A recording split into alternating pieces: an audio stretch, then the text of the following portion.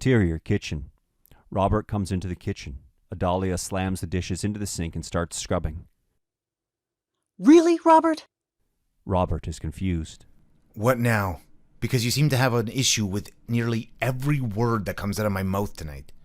Adalia shakes her head, continuing to scrub, refusing to look at Robert. You just forced our daughter to excuse herself twice, just so that she says it the way you want her to, and not a word to our son when he didn't excuse himself at all? Robert, exasperated, throws his hands in the air. That is what you're upset about? Adalia, scrubbing intensely, finally stops, catching her breath. She looks in the reflection of the window and sees Robert standing behind her, his palms facing out to her, exasperated. Standing behind Robert is a faint reflection of the faceless man, like a shadow standing in the same position as Robert. Adalia grips the sink, closing her eyes. Robert comes up behind her and wraps his arms around her. I know how hard it is when I'm away. I don't want to be away from you and the children, but... It's the job. Robert turns her around so they are facing each other, and he kisses her forehead, holding her close. As much as I want to, I can't read that beautiful mind of yours. Adalia closes her eyes as she leans into Robert. The faceless man is still visible, a few inches behind Robert, facing Adalia. It's so difficult when you're gone. I know. But I would wander anywhere in the universe with you. What was that? Adalia's eyes snap open wide as she quickly kisses him on the lips. I'm sorry for being like this.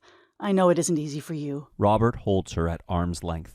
I love you no matter what. Adalia pulls him in closely for a hug. She smiles and giggles as he kisses her neck. Interior, Adalia and Robert's bedroom, night. Adalia and Robert are in the midst of making love. When they are done, Robert kisses her on the cheek and gets up to go towards the bathroom. Adalia watches him from the bed, pulling her nightgown back over her head. She pulls a magazine off of the nightstand. Before she opens it, Robert puts his hand on the top of the magazine. When I was putting Ruby to bed earlier, she said you seemed sad. Adalia pulls the magazine out from under his hand. I'm fine. Adalia opens the magazine. Robert starts to brush his teeth, then pauses. How was your visit with Dr. Kramer last week? Adalia takes a pill out of a bottle on her bedside table and washes it down with a swig of water. I didn't go. Robert stops brushing. What? No response, as Adalia thumbs through the magazine. Robert spits out the toothpaste, swishes, and comes out of the bathroom. He grabs the magazine out of Adalia's hands. I just asked you a question. Why didn't you go see Dr. Kramer? I didn't go.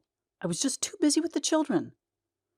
I just don't want to go anymore. I feel exactly the same as I did a year ago. What's the point of it, Robert?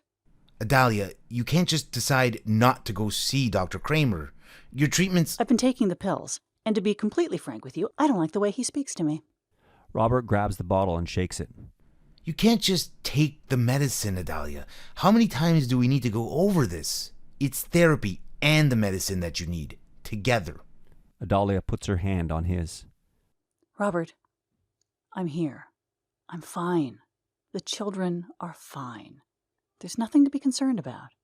Robert sighs. Adalia, I don't want to have to remind you... Adalia quickly jerks her hand away. Of course, of the time when Max... Just worry. Well, that's why we moved here, isn't it? Robert drops the magazine back in her lap. This is not the conversation I was hoping to have with you after being gone for as long as I was. Perhaps you shouldn't leave for so long next time. I don't want to talk about this anymore. Robert goes back to the bathroom and starts flossing his teeth, watching his wife through the reflection in the bathroom mirror. Adalia settles into the bed, turning off her bedside lamp and turning her back to Robert.